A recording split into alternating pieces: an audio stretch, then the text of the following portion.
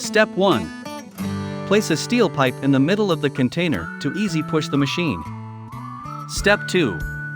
Move machine body into the container by crane. Make sure the machine is in the middle of the container. Step 3. Forklift to hold the machine and put it down, then loosen the ring buckle. Step 4. When the machine body completely enters the container, first adjust the position of the steel pipe, then place 2 wooden blocks and adjust the support position of the forklift.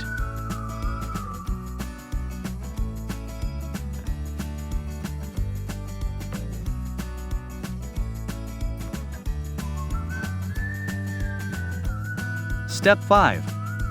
Forklift to push the machine to a proper fixed position. Step 6. Take out the steel pipe and forklift, leave out machine. Step 7. Fixed machine, PLC, hydraulic station, etc. Step 8.